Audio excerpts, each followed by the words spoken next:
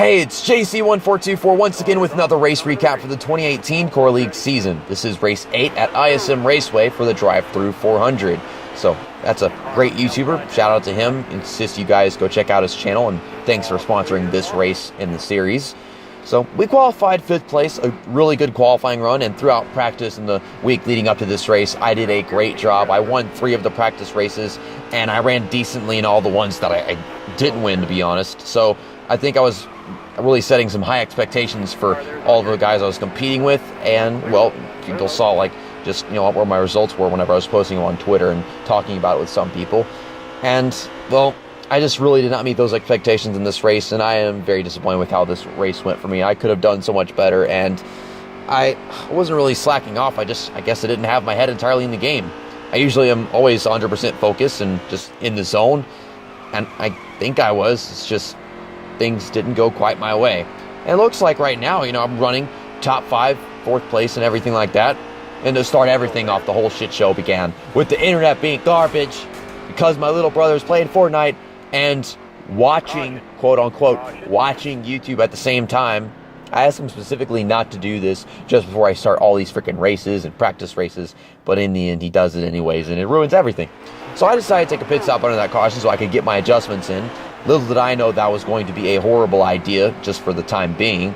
Maybe getting fresh tires, take a pit stop, but I don't know about making those adjustments because I think those adjustments were too much for the actual race. In practice, they were great because I was mostly on my own or one-on-one with a really good driver. But whenever I'm just with a bunch of great drivers and they're all packed together, I try to be more careful, and it caused me to underdo things. And whenever you underdrive a car that's loose, you're going to get a lot of oversteer. So after that restart, 5th place. Whenever I'm talking about oversteer, this is what we got too much of right here. It's turning so much better than what I think necessary. I head onto the apron. I'm getting all sideways. I was in 5th. I fell all the way back to 13th after all these cars right here passed me by. So, yeah, I lost 8 positions because of that. Oh, my gosh. That was only the first time. It happens later on in the race again. So, now I've got a bunch of cars passed. I just got to make my way back to the field.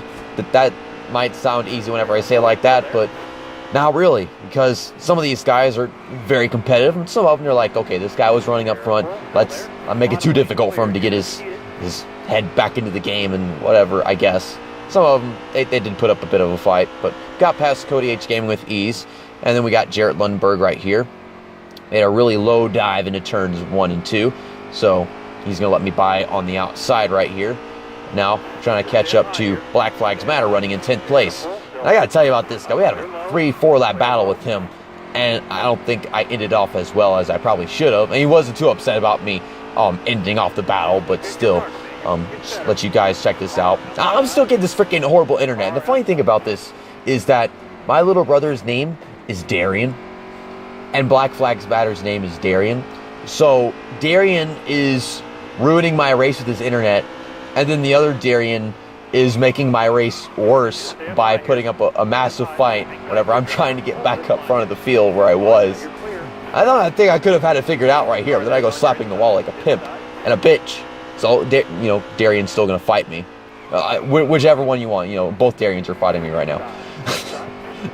I mean, like, no offense to Black Flags Matter, but golly, I was like so irritated that I just screwed it up so bad, getting loose into turn 3 right there, and I'm like, okay, we need to get around him. When you get back up front, if I pass him, then it's actually like a 4-car pack because something happened to Brennan up there, and I'm like, we can get back into the top 5. But yeah, we're just still battling it out, and I'm trying the outside, but with him, it's like I'm trying to slow up a little too much, and I'm a little loose whenever I try doing it. So I try arcing it back down right here, and he's running that low line, so I try going up high and passing him on the outside. He's putting out a little bit of a block, so I'm like, right here, okay, we're going to go low, we're going to dive underneath him.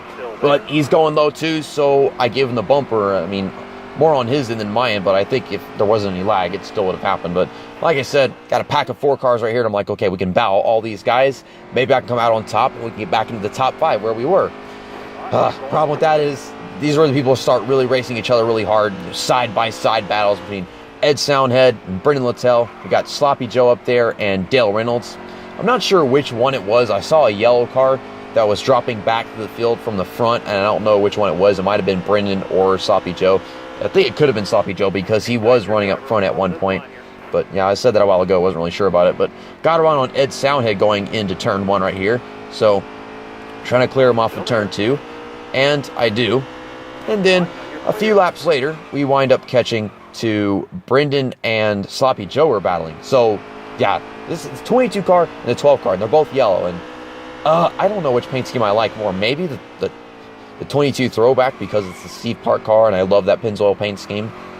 It's so much better than the default Pennzoil paint scheme that Joey Logano has. That freaking recycled car, I'm so tired of it. But then there's the paint scheme that Ryan Blaney won at the Roval, and I love that freaking car.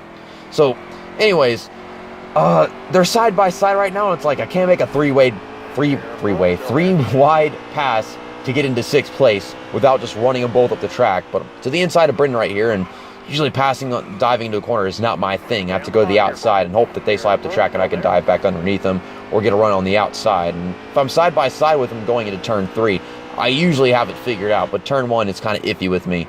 And I'm trying to right here, but once again, it's just oversteer because I'm on this looser setup and I'm trying to be patient and not, run into anybody to the point where I'm just choking it all away and slamming into the inside wall. They even moved that wall over with this damn game.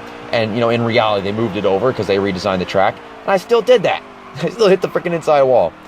So, yeah, we're like past the halfway point in the race. Ed Soundhead just went down pit road. He stayed out so he could lead a lap. And then I do the same thing as well. So I got 1 lap led in the race. Even though in the course statistics, it says I led 2 laps.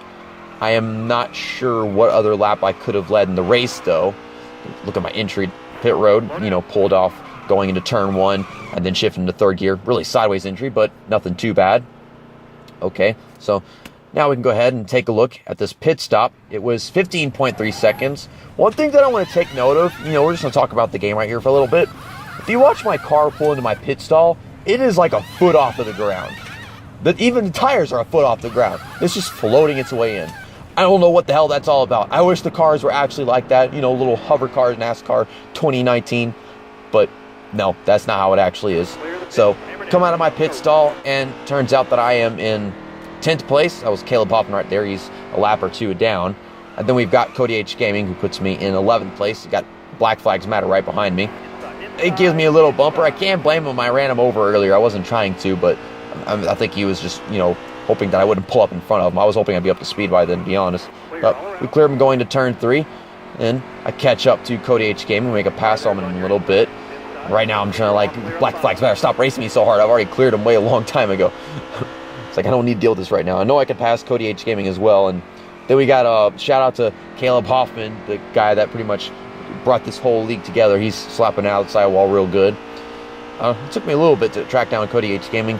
He just really has not had the best of seasons. He's a really great, clean racer, and so many races that, he could have finished better in if, everything wasn't such a mess. He could have done so much better. I don't know what Caleb Hoffman is doing. I know, cutting the dog leg, but him, he just throws it down there like a freaking banana split or whatever. I don't know. Taking my car to the outside. I think Cody H. Gaming got loose right there, and that's how that pass happened so quickly. I was expecting it to happen immediately because I don't remember how the hell I cut all this footage together. But, yeah, after that, nothing happened. I tried tracking down Ed Soundhead, but that was it. Just ran 9th all along. Almost hit the inside wall again because I just cannot stop doing that. And we finished 9th in a race that I proved that I was somewhat capable of winning. I doubt I would have still won this race with Raw Gator finishing 2nd place 2 races in a row. I should be able to do something like that at least. I don't know how. I swear Raw Gator was way behind us, and I never remember racing him. I didn't recall him being in the top 5 or anything. I don't know where he was all race long. I never saw him that much, but damn, running in the top 5 and everything. So great job on him, and of course to What If Racing on getting the win right there. Next up is race 9 at Homestead Miami Speedway, and that's a track that I consider myself better at and more comfortable with than ISM or Phoenix. But the thing about that is, I'm not sure if that's something that most of my competitors could say, especially, the best of them, like What If Racing, Dale Reynolds, Joseph Lombard, and, the whole crew, and the ones running for the championship like Soundhead and Sloppy Joe. But if I can get my shit together in the next couple of days, running practice races, despite the fact I'm on a new work schedule, then I should be able to go out there and finally get a top 5. I failed to do it in this race, and I'm very disappointed in that because it was something that I proved in practice that I was capable of, and I just threw it all away in this race. But at the same time, I don't know what kind of adjustments I'm going to need to make during Homestead, so that's something I have to take a look at, as well as what the fuel mileage is and what kind of strategy I need to be on. And of course, like when the best time to take a pit stop under caution is, which is most often, because the field's always going to be grouped back together, and it could always, shorten your fuel run, your tire wear, and stuff like that. And it's just, hopefully, I'm not on the wrong strategy. Hopefully, I take my pit stops whenever I'm supposed to. Hopefully, I don't speed to pit road. Hopefully, I don't get loose. Hopefully, I don't cause a wreck. Hopefully, I don't piss anybody off. And hopefully, I finally get a top 5. And I don't know about winning at Homestead. I don't know about winning at any track that I'm good at anymore. Like even Atlanta, where I won at during the preseason races. I don't know anything anymore, because it's like anytime I have a great chance, I just throw the freaking race away somehow, some way. So it's just let it rest. Enter all these races, relax. It's not a big deal. Just go in there, race, have fun, and maybe good things will happen. Because wanting good things to happen so badly that I think about it all week long is apparently causing me to just choke every race. And I've reached a bit of a breaking point with the core league, as far as like, the way I'm treating everything, like just practicing all week long, like some kind of band competition back in high school. Yeah, I just need to, put more focus on my own content and, doing my own thing. And then just arriving there on Friday to run the race, make sure I get my practices done and stuff like that. So see you next time. That's that, and race recap over.